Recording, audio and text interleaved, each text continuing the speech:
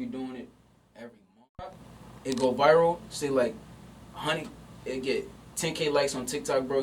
Bro. All those followers, they're gonna go to all the other videos. Yeah, like they're gonna. And this is all the the conversation we always had at the beginning, was because, we were trying to have here with you, is that TikTok right now is the only open spectrum app where anything can go viral. Mm-hmm. Instagram relies on algorithms. Facebook is like not for young people anymore. Yeah. So, and Snapchat is based upon followers and friends.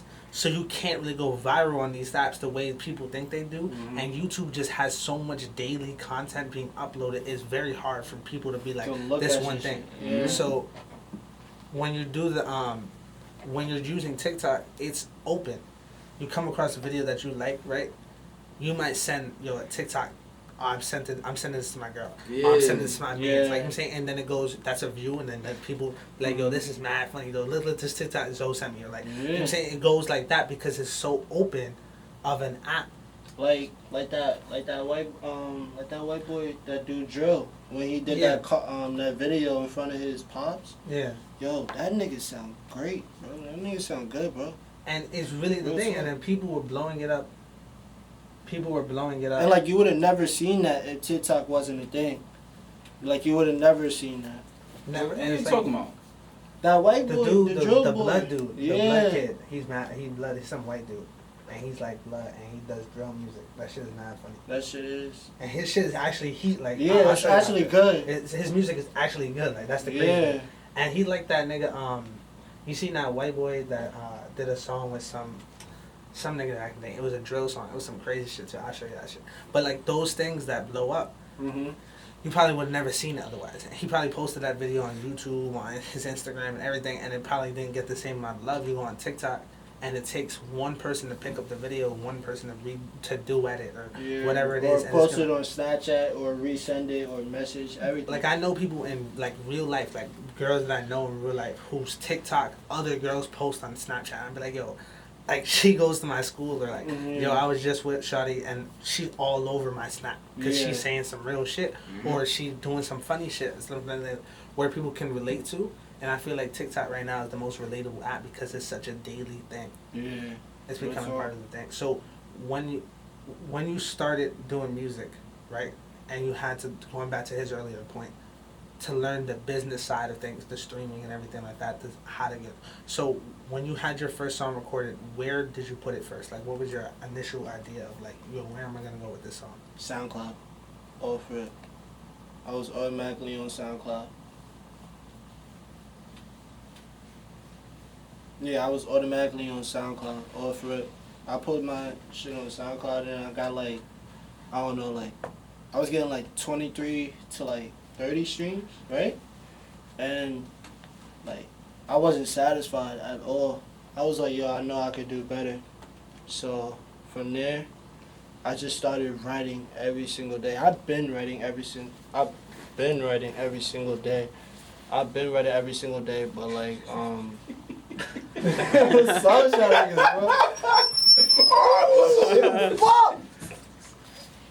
Damn! He got mad close to his mic. Yo, my fault, bro. Can't be professional. Yo, bro, we're definitely gonna cut that out. Bro, no, the pause shit though is staying in. Nah, I'm not gonna lie though. Yo, I'm not gonna lie though. Yo, put the camera right here. Yo, this is sponsored by TikTok. What? Right? What? No, that's all I wanted to say. Nah, I'm saying shit like that go viral. Say it one more time. This. Hold on, wait. Yo. Pull out the eye, man. Look. Yo, This podcast is sponsored by TikTok.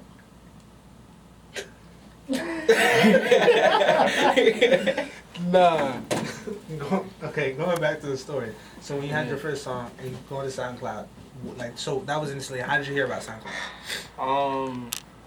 Well, everybody else that like I knew that was rapping, like just in my hood, I knew they was on SoundCloud, and like they were getting like a lot of streams. So I was like, I bet, so I'm on SoundCloud. And then like L0key, Wavy. He actually introduced me to United Masters, and he was like, "Yo, bro, it's 60 a year." I was like, "Bet." So 60 a year, bro. That's yeah, like for all your music, $5 Yeah, each year. $5. No, No, $5 each a month. Yeah. $5 a yeah. month. So it's like you got to distribute your music to every single platform, and like you get to see who's looking at you and stuff like that. It's so really good. The moment So, it like, hit all platforms, what was that like for you? Because that's a big accomplishment that people overlook a lot of the time. So Yeah. Yeah, a lot of these So, artists like- don't have songs on Mhm. all platforms. So then, talk heavy. when I got on all platforms, it was like a wake up call to me. Like now it's time to like really grind and like work, like strictly like this shit is my job. That's it.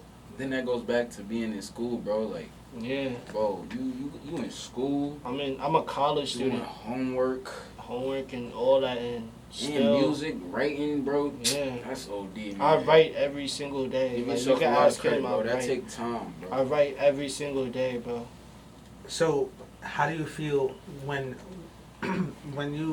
you're in college, when you got to college? How was the reception to your music when you got there?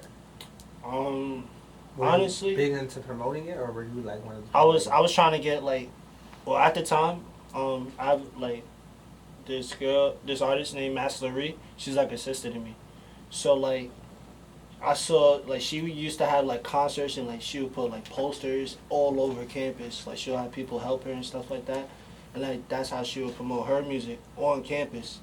So then I asked her like, how do you get like she would have concerts? So I asked her one time like, how can you get a concert on campus? Cause I was like, yo, I want that shit. Heavy. At that time, it was like that's when I don't know if you heard it by IDK. Yeah. Yeah, that's when that dropped. So I was like, yo, me and Josh need to do that song, so we gonna do that. So it never happened, but it was like I was just trying to get my music out to like, especially the freshmen too. Because most of them were from where I was from. Like, my freshman class was from New York all day, every day. So, like, that's exactly where, like, I was aiming for. But look, though, like, I went to the same school. Yeah, we were. Yeah. University of Hartford. Yeah. Hartford. Me, unfortunately, I dropped out. But, the thing about L0key is, we don't gotta promote like our stuff like, say like in person. Like we don't gotta do all that. Like either way, like from somehow you don't gotta know me personally. You just gonna know me regardless. Like from what I'm doing. Like you gonna know me. You gonna know who I am of me. Like from what I'm doing. Yeah, that's a fact. I don't gotta like say like me being funny. I'm a funny ass nigga, bro. You gonna know me because I'm being funny, bro. Like I don't care how you know me, bro. You gonna know me some way, bro. Like, that's how I be thinking about it. Yeah, like you gonna hear what I'm saying one way or another, and you gonna feel that shit. And I feel like y'all such like y'all so close in terms of like just your friendship and the music that you did together, and it just seems like the chemistry is easily like you can see it, like it's one of those vibes where you just catch it and you walk in the room.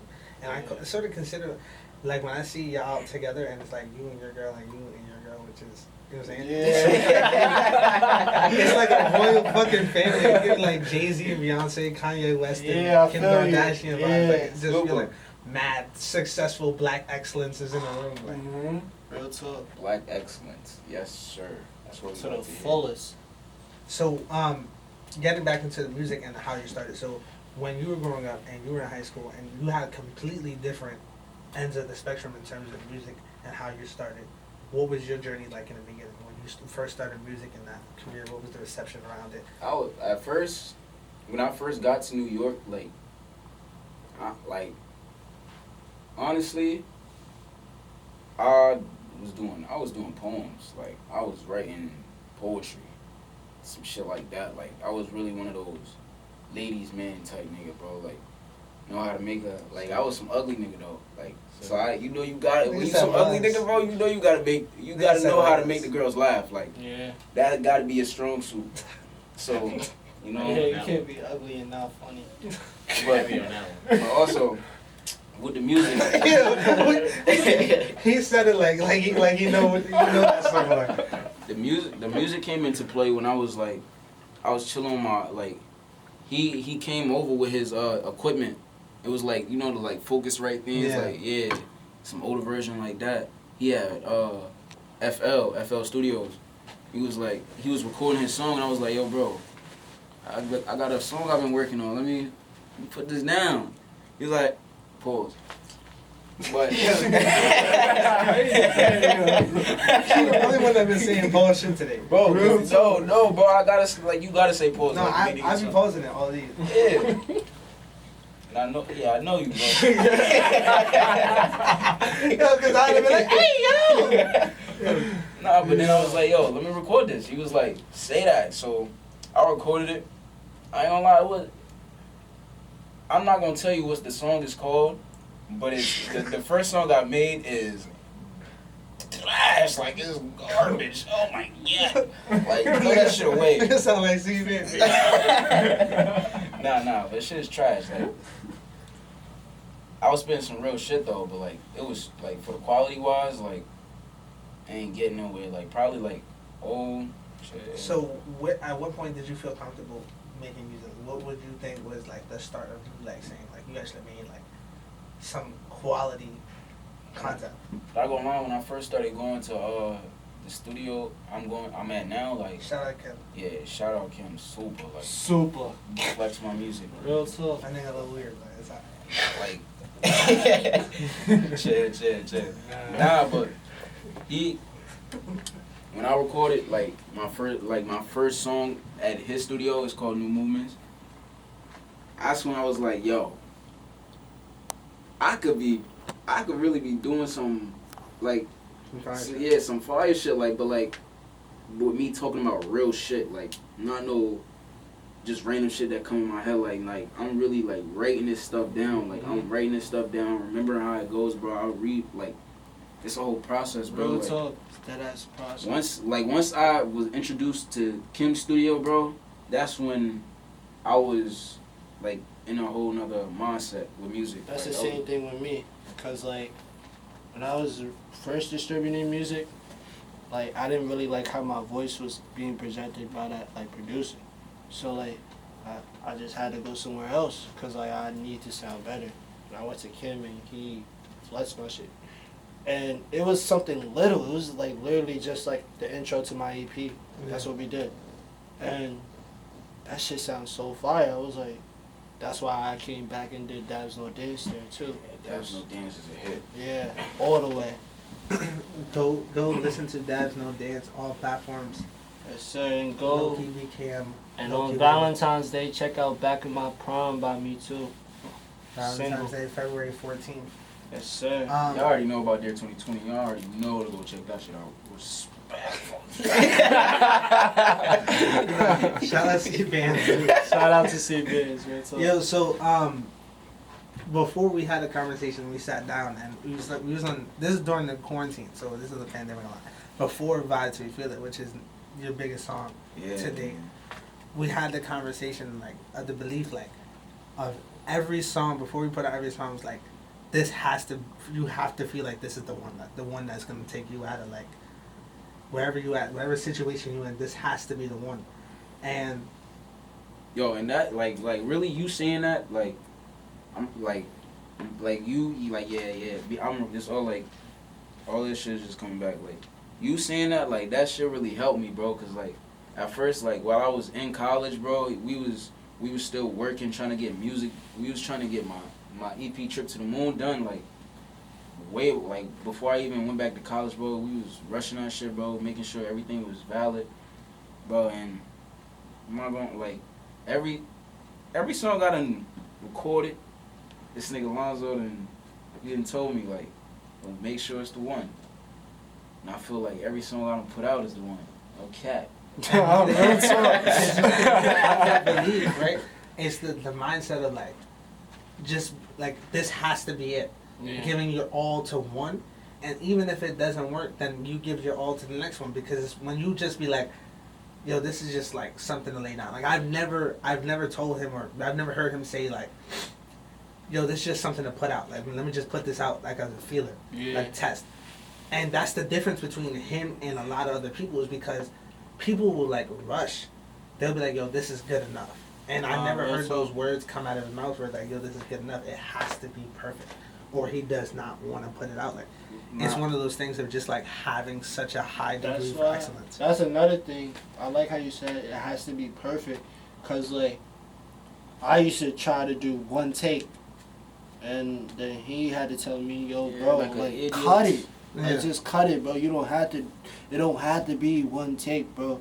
You could cut it, bro, and I promise you it'll sound better. Because people don't care about that. People will never know that you're doing that one take. Yeah. Only you know that you're doing that. The people in the studio are the only people that do it. I'm not gonna lie, Jay-Z freestyle, but he was definitely punching in, bro. No cap. Like, I know, bro. If he didn't, my fault.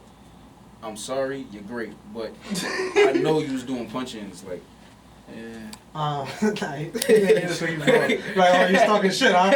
Bring it to the studio, do a crazy classic album, one take, just the whole album. You gonna be tight as hell. Now look at your face. That's a pound cake, nigga. Nah, but like before, so even going back to our conversation about TikTok, and I promise you this is not all gonna be about TikTok. Is you did the half the song to Vibe to Philly. You did the first verse, and you put that snippet out, and that snippet is the thing that really went viral and got crazy on all social medias, and was like your biggest thing out, where people were just wanting and waiting to hear this song for so long. It was probably like you had it probably 2.5 months. Nah, real talk. Halfway complete. For real, bro. For so long. Let me tell the people. Let me ask the people right now. Yeah, I had raw vocals. They blew up raw vocals. So tell me, how did that sound? Did I sound like anybody, or did I sound like L0key? Nah, I just had to flex it. I'm talking my shit. Tell the story of like how that came together and what transpired and how you felt about that, because people want to know what went into that, because like we said before, it's the biggest record you have today. I'm not like Vibe Till We Feel It. Like I wrote that during college, and I was writing that for like 3 months. I'm not gonna lie, I started it like it was way different than that. But then like once I got back on campus, kind of like let my mind like regenerate. Then I went back to it. And I basically just wrote about like some times, when niggas got shorty, like how they be, how having a girl make you feel, bro. I ain't gotta explain that, man. Especially if they like smoke and they do the things you do, like. He was in love, guys. Facts, like. y'all already know.